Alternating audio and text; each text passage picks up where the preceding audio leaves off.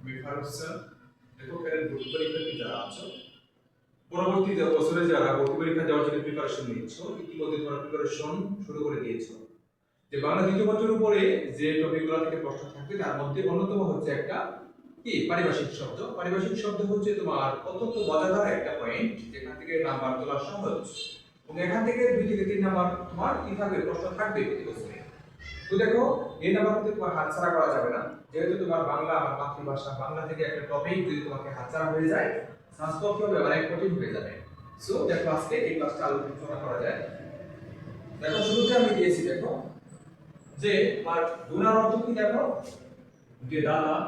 2 number কি, দেখো duplicate হচ্ছে তোমার অনুলিপি, ডুপ্লিকেট অর্থ অনুলিপি। আর ফিশ ল্যান্ডিং সেন্টার হচ্ছে তোমার মাছের আড়ত, যেখানে মাছ কি করা হয়, বিভিন্ন জায়গা থেকে সংগ্রহ করা হয় এবং বিক্রি করা হয়, এখান থেকে তারা কি দোকানদাররা কিনে নিয়ে যায়।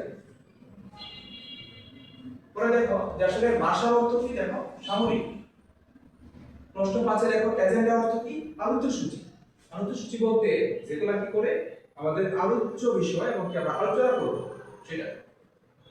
পরে দেখো অ্যানালাইসিস অর্থ বিশ্লেষণ, আর অ্যালাউন্স অর্থ কি, ভাতা। এগুলো হচ্ছে অত্যন্ত তোমার কি গুরুত্বপূর্ণ কি শব্দ।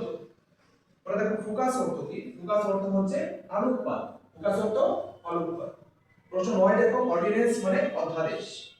অর্ডিন্যান্স হলো গুরুত্বপূর্ণ একটা শব্দ, যেগুলো তোমার কি থাকে প্রাকৃতিক পরীক্ষায় কি কি থাকে আসে।